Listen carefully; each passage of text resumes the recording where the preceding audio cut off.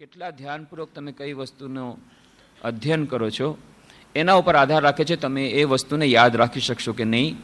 અને બીજો નિયમ કયો, લો ઓફ રિપીટેશન, કે કોઈકને રિપીટ કરવું પડે છે, કોઈને એક વાર, કોઈને બે વાર, જેવી જેની સ્મરણ શક્તિ. તો જેટલી વાર વધારે રિપીટ કરશે એટલી વાર એ મેમોરીમાં, મેમોરી પાવરમાં એ અંકિત થઈ જશે. અને ત્રીજો જે નિયમ કહ્યો એ લો ઓફ એસોસિએશન, કે પહેલાંથી આપણી પાસે સ્મરણ શક્તિમાં ઘણી બધી જાતની એન્ટ્રીઝ રહેલી છે અને એમાંની એકાદ એન્ટ્રી સાથે એને જોડી દેવામાં આવે તો પહેલાંની એન્ટ્રી સાથે આ જોડાઈ જાય તો એ સ્મરણ શક્તિમાં એ સ્મરણ કરવામાં આપણને સહાયભૂત નીવડે છે. તેની આપણે વિસ્તૃત ચર્ચા કરી હતી અને કહ્યું હતું કે સ્વામી વિવેકાનંદની જીવનની સફળતાનું રહસ્ય હતું મનની એકાગ્રતા, અને કેવી રીતે એમની મનની એકાગ્રતાની સાથે સાથે કેવી રીતે સ્મરણ શક્તિ હતી. અને એ સ્મરણ શક્તિ એવી પોલ ડાયસનનું ઉદાહરણ આપ્યું, ચાર્લ્સ ડિકન્સના એ નવલકથા પિકવિક પેપર્સનું ઉદાહરણ આપ્યું. પણ તેમ છતાં એ પિકવિક પેપર્સ એમને 2 વાર વાંચવું પડ્યું હતું. સ્વામી શારદાનંદજી મહારાજ શ્રી રામકૃષ્ણ લીલા પ્રસંગના લેખક એ વિવેચના કરે છે અને કહે છે, વિશ્લેષણ કરે છે કે સ્વામી વિવેકાનંદની અદ્ભુત સ્મરણ શક્તિ હતી, પણ તેમ છતાં તેઓ બીજી કેટેગરીના શ્રુતિધર હતા. શ્રુતિધર તેને કહેવાય કે સાંભળતાની સાથે જેને યાદ રહી જાય એનું નામ શ્રુતિધર. તો કહે છે સ્વામી વિવેકાનંદ મહાન એમની સ્મરણ શક્તિ હતી, પણ તેમ છતાં એ બીજી પ્રકારના હતા, બીજા તરક્કાના હતા, બીજી કેટેગરીના હતા. અને પ્રથમ હરોળના હતા શ્રી રામકૃષ્ણ દેવ. કેમ? કારણ કે સ્વામી વિવેકાનંદને કોઈ પણ વસ્તુને 2 વાર સાંભળવી પડતી, વાંચવી પડતી, એને જીવન આખા યાદ રાખવા માટે થઈને. પણ શ્રી રામકૃષ્ણને ફક્ત એક જ વાર સાંભળવું પડતું, એક જ વાર જોવું પડતું, એક જ વાર સાંભળવું પડતું, બસ એ જીવનભર અંકિત થઈ ગઈ. એવી સ્મરણ શક્તિ, એવી અદ્ભુત સ્મરણ શક્તિ. એ શ્રુતિધર, મહાન શ્રુતિધર શ્રી રામકૃષ્ણ દેવ એ કેવી રીતે આવી? એ સ્મરણ શક્તિ આટલી તેજ કેવી રીતે બની?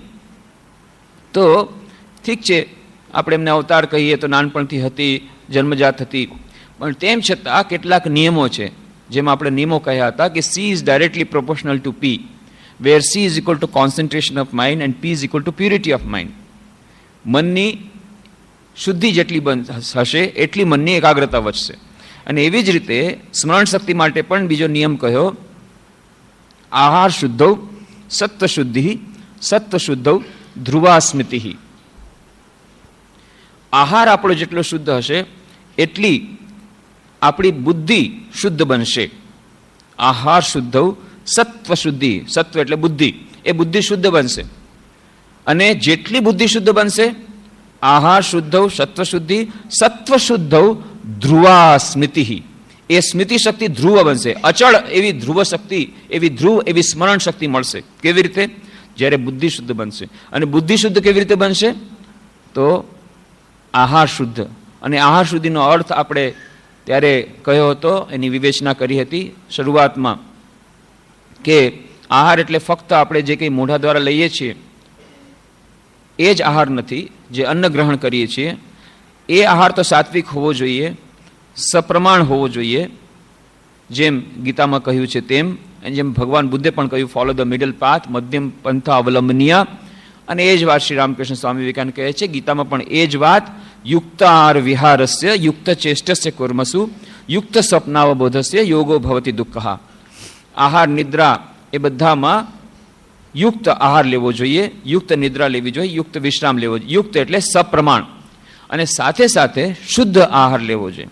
તો એ શુદ્ધ આહાર એ ફક્ત આપણે મોઢા દ્વારા ગ્રહણ કરીએ છીએ એટલું જ નહીં, જે કંઈ આપણે ઇન્દ્રિયો દ્વારા ગ્રહણ કરીએ છીએ, આપણા વિચારો જે આપણે વાંચન દ્વારા, આંખો દ્વારા ગ્રહણ કરીએ છીએ, જે કંઈ આપણે ટીવીમાં ફિલ્મો જોઈએ છીએ કે બીજું કંઈ વાંચીએ છીએ, ચોપડીઓ વાંચીએ છીએ, બીજું કંઈ આપણે ચારે તરફ જોઈએ છીએ, કાનો દ્વારા જે કંઈ સાંભળીએ છીએ, એ પછી કોઈની નિંદા હોય કે કોઈની પ્રશંસા હોય, સારી વાતો હોય કે ખરાબ વાતો હોય, તો આ જે કંઈ આપણે ગ્રહણ કરીએ છીએ એ બધો આહાર છે. આહાર એટલે ગ્રહણ કરવું. આદિ શંકરાચાર્ય એ આહારની કોમેન્ટ્રીમાં લખે છે કે આહાર એટલે જે કંઈ આપણે બહારથી અંદર લઈએ છીએ, તો બહારથી જે અંદર લઈએ છીએ ફક્ત મોઢા દ્વારા લેતા નથી, જે કંઈ બહારના ઇમ્પ્રેશન્સ આપણે લઈએ છીએ એ બધા ઉપર આપણી બુદ્ધિનો પ્રભાવ પડે છે, આપણા મન પર એનો પ્રભાવ પડે છે. અને જેટલું આપણું મન અથવા આપણી બુદ્ધિ શુદ્ધ થશે એટલા પ્રમાણમાં આપણી સ્મરણ શક્તિ તેજ બનશે, અક્ષુણ્ણ બનશે, ધ્રુવ બનશે, એટલી આપણી મનની એકાગ્રતા વધશે. એટલા જ માટે આપણે વિસ્તારથી ચર્ચા કરી હતી કે આપણે જે કંઈ આહાર ગ્રહણ કરીએ છીએ એના ઉપર કેટલું ધ્યાન રાખવું પડે. આ જે પ્રાઇમરી સ્ટેપ્સ એના ઉપર આપણે વધારે ધ્યાન એટલા માટે આપીએ છીએ કારણ કે પ્રાઇમરી સ્ટેપ્સ જો આપણે ક્લિયર નહીં કર્યા હોય તો આગળ જતાં આપણને બહુ કષ્ટ પડશે. એટલું જ નહીં, ક્યારેક રિવર્સ ઇફેક્ટ પણ થઈ શકે. એટલું જ નહીં, ક્યારેક અવળી અસર પણ થઈ શકે. ગઈકાલે જ એક ખબર મળ્યા અમદાવાદથી કે એક ભાઈ આવવા માગે છે, 5મી સ્ટેજ પહોંચી ગઈ હતી. એમને એમ લાગતું હતું કે રાજયોગ પોતે શરૂ કરી દીધો, ગ્રંથ વાંચીને રાજયોગની પ્રક્રિયા શરૂ કરી દીધી કોઈને પૂછ્યા વગર. બહુ ઇન્ટેલિજન્ટ પ્રોફેસર, એટલે કોઈને પૂછવાની શું જરૂર છે ભાઈ, હું પોતે પ્રોફેસર છું, હું પોતે પુસ્તક લખું છું, વળી આમાં પૂછવાની શું જરૂર છે. શરૂ કરી દીધો પ્રાણાયામ, રાજયોગની પ્રક્રિયા. અને હવે ક્યાં મેન્ટલ હોસ્પિટલમાં જવું એનો વિચાર છે. 5મી સ્થિતિમાં પહોંચી ગયા તેમ એમને લાગતું હતું, પણ હવે કે છે મેન્ટલ હોસ્પિટલ કઈ જગ્યાએ જવું. તો પહેલાં મેન્ટલ હોસ્પિટલ જતાં પહેલાં કે કોઈ કદાચ જો કોઈક નિવડો આવી જાય, વેરી લેટ, બહુ લેટ. એટલા માટે જો પ્રાઇમરી સ્ટેપ્સ આપણને એમ લાગે છે પ્રથમ પગથિયા તો હવે જવા દે, અમને ઉપરની વાત બતાવો ને, સમાધિની વાત બતાવો ને. એકદમ 8મા પગથિયાથી આપણે શરૂ કરવું છે, છલાંગ લગાવવી છે. પણ એ ઇન્સ્ટન્ટ સમાધિ કરવા જતાં કેવી દશા થાય છે, ઘણા બધા એવા ઉદાહરણો મળે છે. અને ઘણાને તો એમ લાગે છે કે અમે તો સ્થિતિ પર પહોંચી પણ ગયા છીએ. એક ભાઈએ પૂછ્યું અમારા એક વરિષ્ઠ સંન્યાસીને એરપોર્ટ ઉપર, મુંબઈના એરપોર્ટ પર, કે મને 2 વાર તો સમાધિ સ્થિતિ થઈ ગઈ છે, હવે 3જી વાર હું ઘણા દિવસથી થતી નથી, તો કેવી રીતે થશે? તો ભાઈ અમને તો હજી જિંદગીમાં 1 વાર નથી થઈ, તમને 2 વાર થઈ ગઈ છે, તમે બહુ આગળ વધી ગયા છો. તો સમાધિ સમજી લે છે કે એમ જ પોતે માની લે છે કે સમાધિ એક રમતવાત છે, જે 8મ સોપાન યમ, નિયમ, આસન, પ્રાણાયામ, પ્રત્યાહાર, ધારણા, ધ્યાન અને સમાધિ, અને એનું કેલ્ક્યુલેશન આપણે કહ્યું હતું કે ફક્ત 12 સેકન્ડ સુધી ધારણા પણ આપણે નથી કરી શકતા, કોઈ એક જ વૃત્તિ ઉપર મન નથી ટેકવી શકતા, એનું નામ ધારણા કહેવાય. કોઈ પણ વ્યવધાન વગર બીજી કોઈ પણ જાતની વૃત્તિ આવવી જ ન જોઈએ 12 સેકન્ડ સુધી કન્ટિન્યુઅસ, લગાતાર, એક ધારું, તો એનું નામ ધારણા કહેવાય. અને એને પછી 12 મલ્ટીપ્લાઇડ બાય 12 સેકન્ડ 144 સેકન્ડ થાય ત્યારે એને કહેવાય ધ્યાન. અને એ 12 મલ્ટીપ્લાઇડ બાય 12 સેકન્ડ એ લગભગ 28 મિનિટ અને 24 સેકન્ડ થાય. ધારું એક પણ વૃત્તિ જો ન આવે તો એને સવિકલ્પ સમાધિ કહેવાય. અને પછી નિર્બીજ સમાધિ અને નિર્વિકલ્પ સમાધિ અને ઘણા બધા સમાધિના પાછા સોપાન છે. અને આપણે એક છલાંગમાં સમાધિમાં પહોંચવા માંગીએ છીએ. તો આ પણ એક ઘણા લોકોને જાણવાની ઈચ્છા થાય છે કે ભાઈ કેવી રીતે જાણવું આપણે એકાગ્રતા ધ્યાનમાં, હજી સુધી સમાધિની અવસ્થા થઈ નથી, કુંડલીનું જાગરણ થયું છે કે નહીં, ઈડા પિંગલા હજી સુધી ખબર જ ન પડ્યા ઈડા પિંગલા ક્યાં છે, સુષુમ્ના કઈ સ્ટેજે પહોંચી છે, કયા ચક્રમાં પહોંચી છે, ખબર નથી પડતી. આ બધા પ્રશ્નો પૂછે છે.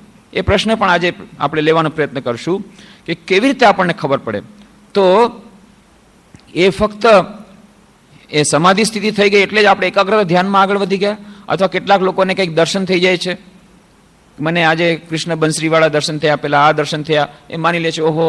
અને જેને નથી થયા એમ લાગે છે અરે આપણે તો પાછળ રહી ગયા, આપણે તો આટલા વર્ષથી કરી છે. તો વારંવાર કહેવામાં આવ્યું કે આ જે છે સબ્જેક્ટિવ રિયલાઇઝેશન, અને કોણે કયા દર્શન કર્યા, અથવા તમને શું સળવળાટ લાગ્યો, અથવા તો કઈ સમાધિની સ્થિતિ થઈ, એ વધારે મહત્વનું નથી. એ તો ખૂબ ઊંચી સ્થિતિ છે, એ નિર્વિકલ્પ સમાધિ. પણ એકાગ્રતા ધ્યાનનો અભ્યાસ કરતા કરતા કેવી રીતે જાણવું કે આપણે આગળ વધી રહ્યા છીએ કે નહીં? ઠીક છે, માની લીધું અમને અંતિમ સ્ટેજ પહોંચતા તો ઘણી વાર લાગશે, ઠીક છે. અમે દીર્ઘકાળ નૈરત સત્કારા સેવિતો દૃઢભૂમિ, જે પતંજલિ કહે છે, અમે ધૈર્યપૂર્વક લાંબા કાળ સુધી નિરંતર અમે અભ્યાસ કરવા માટે તૈયાર છીએ. પણ અમને ખબર કેવી રીતે પડે એકાગ્રતા ધ્યાનમાં આગળ વધી રહ્યા છીએ કે નહીં? આ ઘણા બધાનો પ્રશ્ન છે. તો એક વાત યાદ રાખવાની કે એકાગ્રતા ધ્યાનના બાય પ્રોડક્ટ્સ છે. અંતિમ સ્થિતિ પહોંચી ગયા એ તો ઠીક છે, પણ એની પહેલા એના બાય પ્રોડક્ટ્સ મળે છે. એ બાય પ્રોડક્ટ્સમાં શું છે? આપણે કહ્યું હતું દૈનિક જીવનમાં એકાગ્રતાને કારણે દૈનિક જીવનમાં કાર્યોમાં નિપુણતા આવશે. Are we becoming more efficient in action? શું આપણે આપણા દૈનિક જીવનના કાર્યોમાં વધારે નિપુણ બની રહ્યા છીએ? પછી ગમે તે કાર્ય હોય, ભણવાનું કાર્ય હોય, ભણાવવાનું કાર્ય હોય, રસોઈ બનાવવાનું કાર્ય હોય, જૂતા પોલિશનું કાર્ય હોય, ગમે તે કાર્યમાં આપણે શું વધુ નિપુણ બની રહ્યા છીએ? કાર્યમાં વધુને વધુ આપણને સફળતા મળી રહી છે? આપણી ડિફેક્ટ ઓછી થઈ રહી છે? ઝીરો ડિફેક્ટની આપણે વાત કરીએ છીએ. આજે ઇન્ડસ્ટ્રીઝમાં ઝીરો ડિફેક્ટની વાત થાય છે. તો ઝીરો ડિફેક્ટ ઠીક છે, ઝીરો ડિફેક્ટ ન પણ પહોંચી શકીએ તો ટોટલ ક્વોલિટી મેનેજમેન્ટની વાત થાય છે, ન પહોંચી શકીએ. પણ શું આપણી ક્વોલિટી ધીરે ધીરે વધુ સારી થઈ રહી છે કાર્યની? આપણા જીવનમાં વધુને વધુ શાંતિનો આપણા જીવનમાં આપણને અનુભવ થઈ રહ્યો છે? જીવનમાં જ્યારે ઝંઝાવાતો આવે, સમસ્યાઓ આવે, ત્યારે અને સમસ્યાઓ તો આવશે જ, કારણ કે જીવનનું નામ જ છે, બીજું નામ છે સમસ્યા. સ્વામી વિવેકાનંદ મહારાજા ખેત્રી પૂછે છે, સ્વામીજી વોટ ઇઝ લાઈફ? જીવનની પરિભાષા શું છે? અને જીવનની પરિભાષા આપતા સ્વામીજી કહે છે, life is nothing but the struggle of A being under the circumstances trying to press it down. જીવન બીજું કાંઈ નથી. જીવન એટલે સંઘર્ષ. કેવો સંઘર્ષ? જે મનુષ્યને હંમેશા દાબી દેવા માંગે છે. એવી પરિસ્થિતિઓ જે દાબી દેવા માંગે છે, પરિસ્થિતિઓની વિરુદ્ધનો સંઘર્ષ, એનું નામ છે જીવન. તો જીવનમાં સંઘર્ષ તો આવશે જ, પણ એ સંઘર્ષને, એ જીવનની સમસ્યાઓને કેવી રીતે આપણે ઝીલીએ છીએ? બહાદુરીપૂર્વક ઝીલીએ છીએ? સફળતાપૂર્વક ઝીલીએ છીએ? આપણા જીવનમાં ઇમોશનલ ઇન્ટિગ્રેશન આવી રહ્યું છે કે નહીં? પર્સનાલિટી, આપણું વ્યક્તિત્વ સંગઠિત થઈ રહ્યું છે કે નહીં? આપણા વ્યક્તિત્વમાં ઇન્ટિગ્રેશન આવી રહ્યું છે કે નહીં? આ બધી વસ્તુઓ જે છે એ ટેન્જિબલ ઇફેક્ટ છે. આપણને પણ ખબર પડશે, બીજાને પણ ખબર પડશે કે ના, પહેલા એમને આ ભાઈ પહેલા મંત્ર દીક્ષા નહોતી લીધી, પહેલા ધ્યાનનો અભ્યાસ નહોતા કરતા, સેકન્ડ ડિવિઝનમાં પાસ થતા હતા, અને હવે ગોલ્ડ મેડલથી ફક્ત થોડાક નંબરથી રહી ગયા, અથવા ગોલ્ડ મેડલ મળી ગયું. એક બેન મંત્ર દીક્ષા લીધી, અહીંયાની જ વાત છે, રાજકોટની, સેકન્ડ ડિવિઝનમાં પાસ થતી હતી, અને એક પ્રોબ્લેમ, એક સમસ્યા હતી કે કોન્સન્ટ્રેશનની સમસ્યા હતી અને સેલ્ફ કોન્ફિડન્સની સમસ્યા હતી. બે જ સમસ્યા જે મોટાભાગના યુવકોને સતાવે છે. આત્મવિશ્વાસ નહોતો અને એકાગ્રતા નહોતી.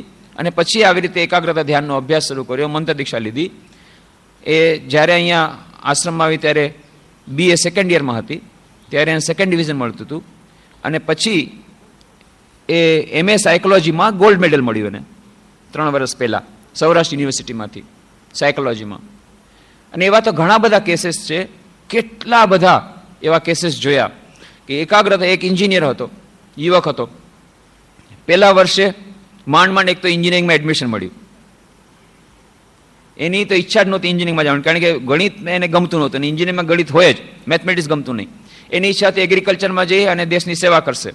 પણ બાકી બધાની એન્જિનિયરિંગ આજકાલ તો ફેશન છે ને, અરે ભાઈ એન્જિનિયરિંગ અથવા ડોક્ટર, આ બે જ. નહીં તો તમે શું કર્યા? તમે બ્રિલિયન્ટ સ્ટુડન્ટ થઈ અને જો એન્જિનિયર અને ડોક્ટર નો બન્યા તો શું બ્રિલિયન્ટ સ્ટુડન્ટની પછી વેલ્યુ શું રહે? ના, તમે બ્રિલિયન્ટ છો એટલે તમારે તો એન્જિનિયર લેવું છે.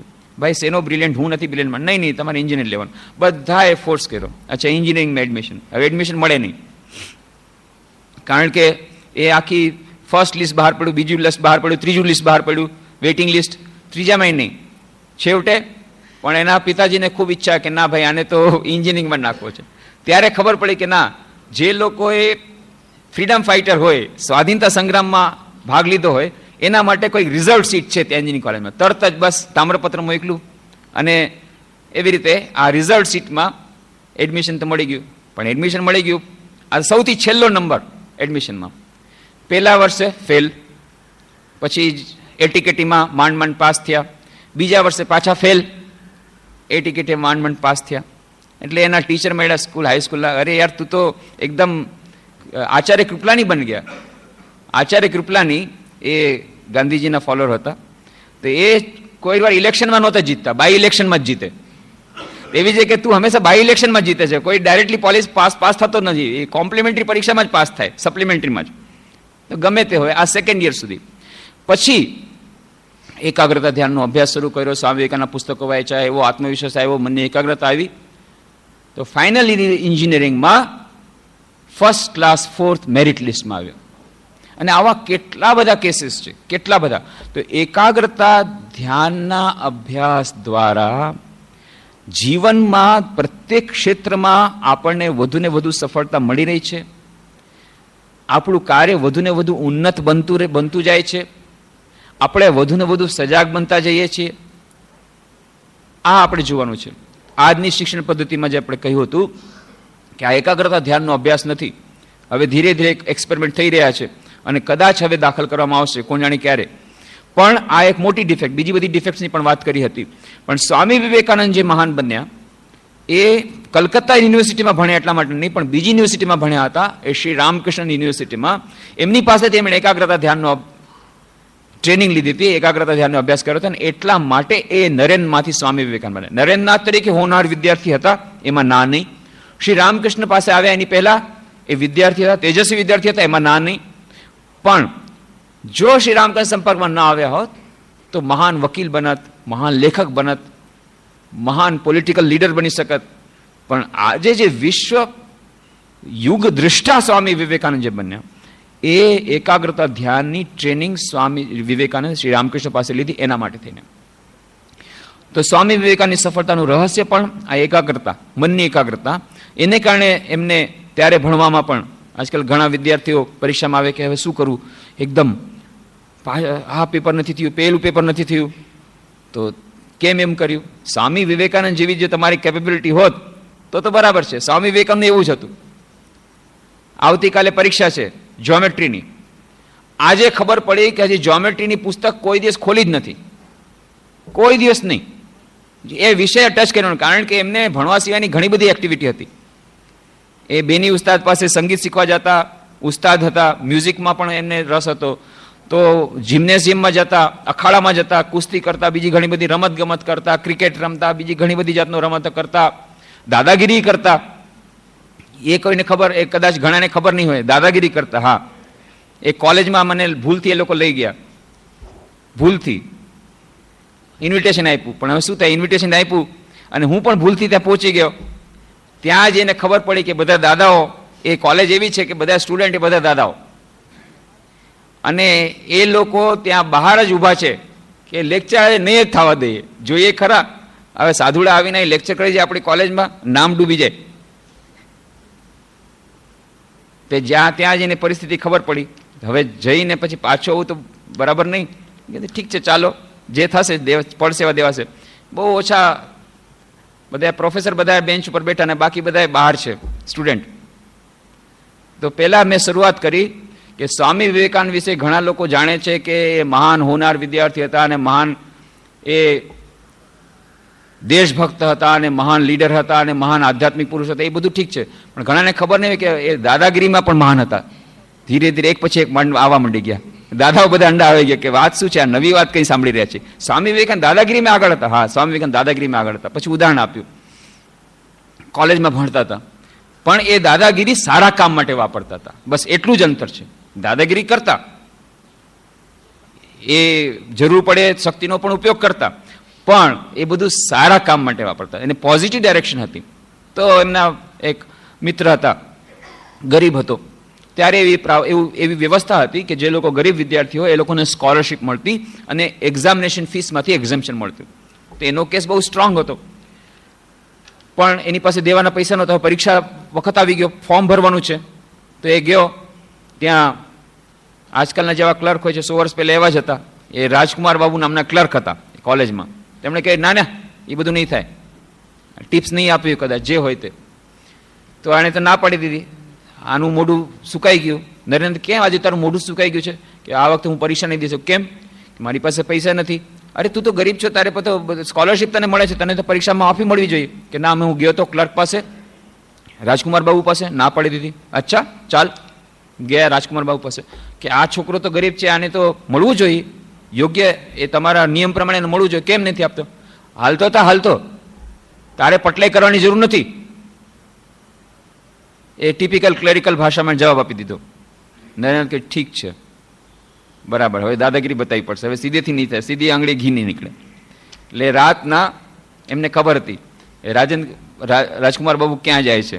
રાજકુમાર બાબુની આદત હતી, રાતના જતા હતા ત્યાં ગલીમાં, ખૂચરે કઈ ગલીમાં જતા એ બધી ખબર હતી, ત્યાં જઈને ચડાવતા બોટલ, એ બધી ખબર હતી.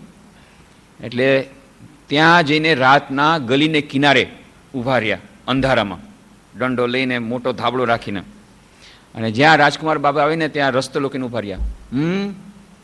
ક્યાં જવું છે? એકદમથી ડરી ગયા. કોણ કોણ કોણ? ક્યાં જવું છે?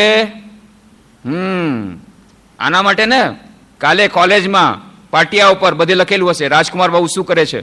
અરે નરેન બાબુ તમે છો. અરે તમે ના ના હું તો કઈ ના હું બધું જાણું છું કાલે. અરે નરેન બાબુ તમે તો બહુ સારા આવી રીતે નહીં કરતા, તમે શું જોઈએ છે મને બોલો. બસ ઓલા છોકરાનું કરવી પડશે. અરે નરેન બાબુ તમે ચિંતા નહીં કરો, કાલે જ એને મળી જશે પરીક્ષાનું ફોર્મ. જા બસ બધું પતી ગયું. તો એ દાદાગીરી પણ કરતા, તો કેટલા બધા કામ કરતા. પછી તો પાછળના મિત્રોને સહાય કરવી, પિતાને સહાય કરવી, રમત ગમત, આ એક્સ્ટ્રા કરિક્યુલર એક્ટિવિટીઝ, અને કેટલા બધા જાતના પુસ્તકો વાંચવાના. Eastern psychology, western psychology, eastern philosophy, western philosophy. સંસ્કૃતમાં પણ એમને ખૂબ રસ હતો, ઇંગ્લિશમાં રસ હતો, ફ્રેન્ચ પાછળથી શીખા, ત્યારે નહોતા શીખા પણ થોડું જર્મનમાં એમને રસ હતો. આ બધું કેટલું બધું.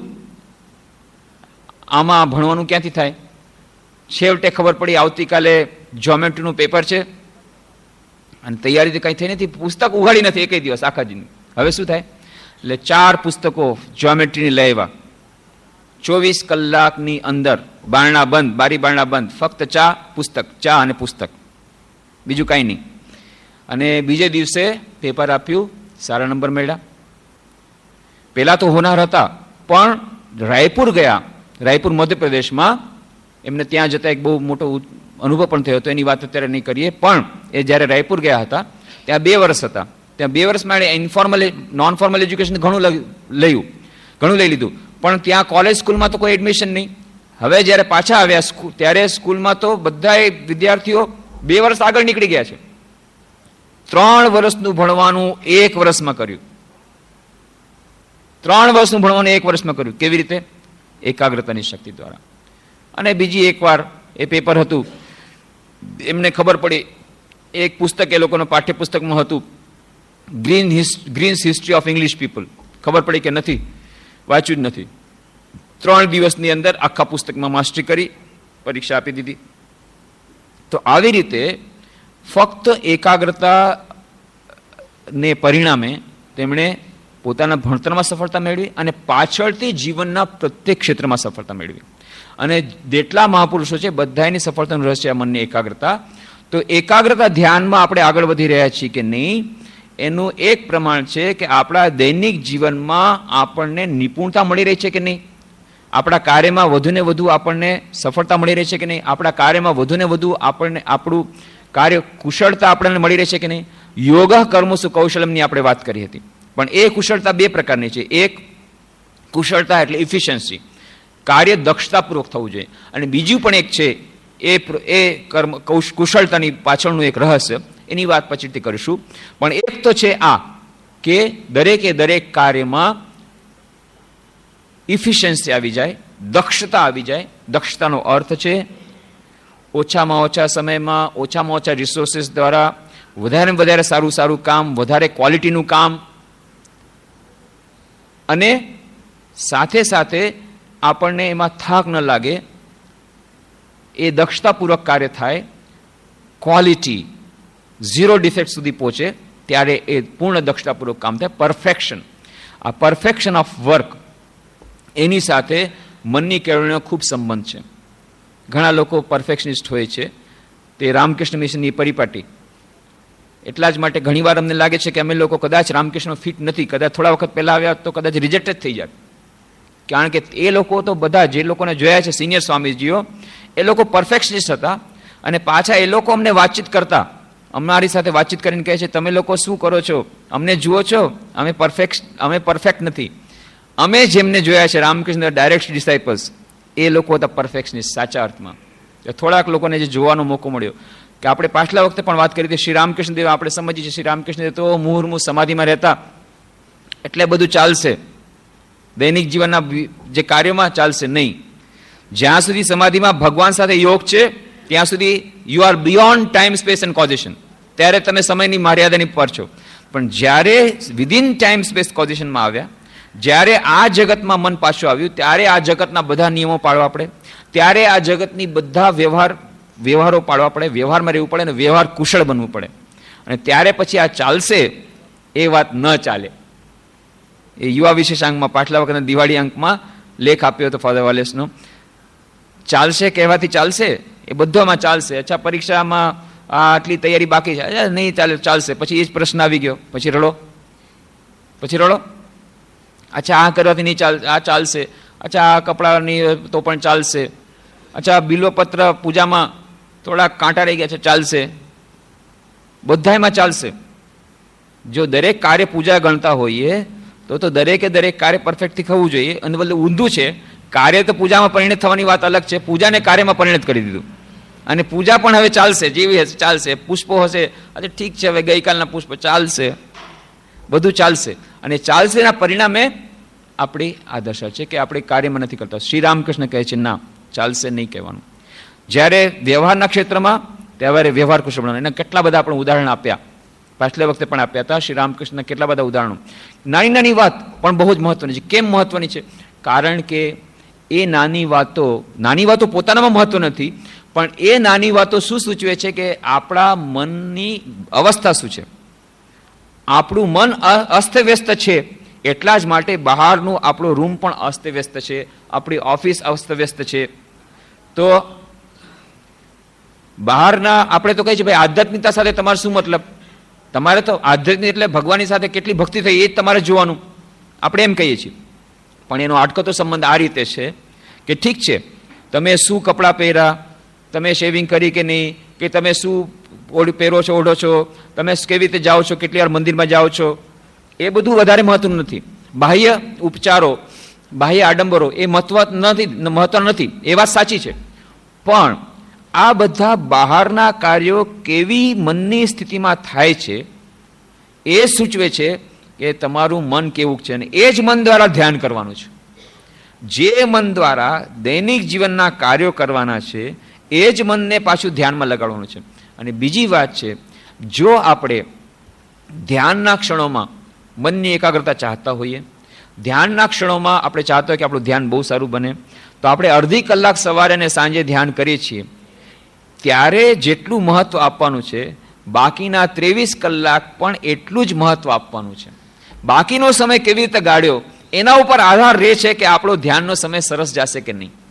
આ વાત આપણે ભૂલી જઈએ છીએ. અચ્છા, આખો દિવસ તો જેમ ફર્યું તેમ કર્યું, મનને જ્યાં ત્યાં જવા દો, જે વાંચ્યું ત્યારે વાંચ્યું, જે ટીવી જોયા તો જોયા, બધું કર્યું, જે કરું.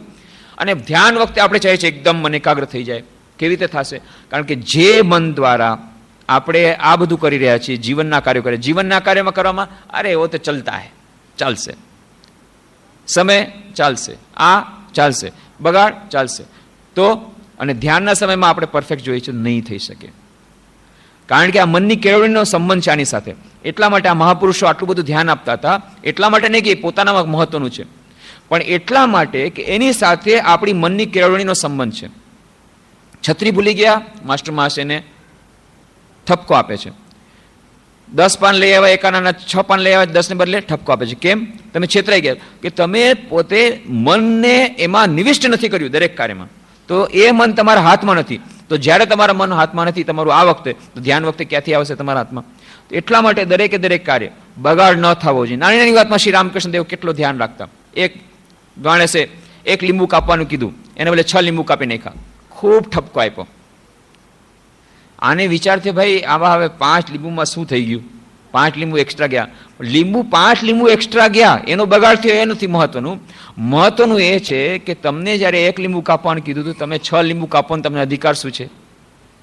પછી કોઈએ પડતું મૂકી દીધું. હવે આટલું બગાડ થયું, એમાં શું થઈ ગયું? શ્રી રામ કહે છે કે ના, બગાડ કેમ થવો જોઈએ? કેમ તમારા મન ઉપર તમારું નિયંત્રણ ન રહ્યું કે તમારે કેટલું ખાવું ને કેટલું નહીં? કેમ નિયંત્રણ ન રહ્યું? આ એના માટેનો ઠપકો છે. તમે બગાડ કરી દીધો તો એક માણસને કીધું શ્રી રામકૃષ્ણ દેવે દાંતણ કાપીને લઈ આવ, 1 દાંતણ કાપીને લઈ આવજે. તો એ 3 દાંતણ કાપીને લઈ આવ્યો. શ્રી રામકૃષ્ણ ખૂબ ઠપકો આપ્યો. તને કેટલા દાંતણ લાવવાનું કીધું તું? 1. કેટલા લાવ્યો? 3. શું કરવા લાવ્યો? ચલ હવે 2 રાખી દે સંભાળીને. હવે તેવું નહીં કરતો. બીજે દિવસે પાછું કીધું હવે દાંતણ લઈ આવ. પાછો જાય છે જંગલ તરફ. એ ક્યાં જાય છે? કે દાંતણ કાપવા. કેમ? કાલના 2 દાંતણ ક્યાં ગયા? ઓ એ તો ક્યાં રાખ્યા છે? અરે ઝાડ તે લગાડ્યું છે અને ઝાડ તું ઉત્પન્ન કરી શકે છે? જે સર્જનહાર છે એને વસ્તુઓનું સર્જન કરવામાં કેટલું દુઃખ થાય છે તને ક્યાંથી ખબર પડે? આ ઝાડ કેવી રીતે સર્જિત થયું છે એ તને ખબર છે? ફટફટ કાપી લીધું, બસ થઈ ગયું. એ કાપવાનો તને શું અધિકાર છે?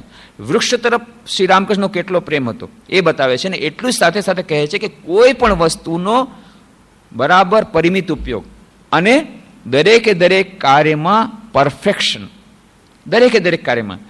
એ પરફેક્શન લાવવું સરળ નથી, અને એ સરળ નથી, ધ્યાન પણ સરળ નથી. તો બંને ઇક્વલી કઠિન છે, અને એટલા જ માટે બંનેને સાથે સાથે કરવા પડશે. જેમ જેમ આપણા મન પર નિયંત્રણ આવશે ધ્યાન દ્વારા, તેમ તેમ આપણું કાર્ય પરફેક્ટ બનશે. અને જેમ જેમ આપણે દરેકે દરેક કાર્યમાં સજાગતા એક બીજી વસ્તુ છે, હીટફુલનેસ. બૌદ્ધ ધર્મમાં એનું બહુ જ મોટું મહત્વ આપ્યું છે. હીટફુલનેસ, જાગૃતતા, એલર્ટનેસ. તમે એલર્ટ છો? એલર્ટ કે તમે શું કરી રહ્યા છો તમને ખબર છે? હું અત્યારે શું કરી રહ્યો છું એ શું મને ખબર છે? અત્યારે હું શું વિચારી રહ્યો છું એ મને ખબર છે? મને શું ખબર નથી એ શું મને ખબર છે? મને શું ખબર છે એ શું મને ખબર છે? હું શું કરી રહ્યો છું એ શું મને ખબર છે? મોટા ભાગે આપણને ખબર નથી હોતી. અનકોન્શિયસલી બધું ચાલતું રહે છે. આપણે જાગૃત નથી હોતા. આપણા મનમાં શું ચાલી રહ્યું છે આપણે જાગૃત નથી હોતા. તો કોઈ કેટલાક ધર્મોમાં, કેટલીક પદ્ધતિઓમાં તો એ લોકો આ ધ્યાનનું આ જ એકમાત્ર એ લોકોનું મેથડ છે કે તમે વોચ કરો, તમે શું કરી રહ્યા છો. બસ જાગૃત બનો, એલર્ટ બનો. તો જાગૃતતા છે આપણામાં, જાગૃતતા આવી છે કે નહીં?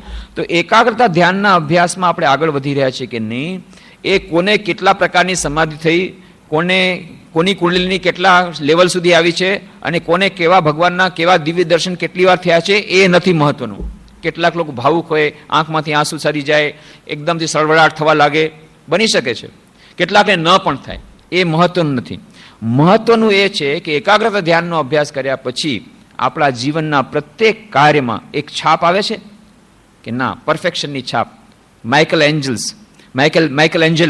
માઇકલ એન્જેલોનું એકવાર મૂર્તિ બનાવતા એ મૂર્તિ તૂટી ગઈ, તો એમણે પછી નીચે નામ લખવાનું શરૂ કર્યું જેથી ખબર પડે કે એમની મૂર્તિ છે.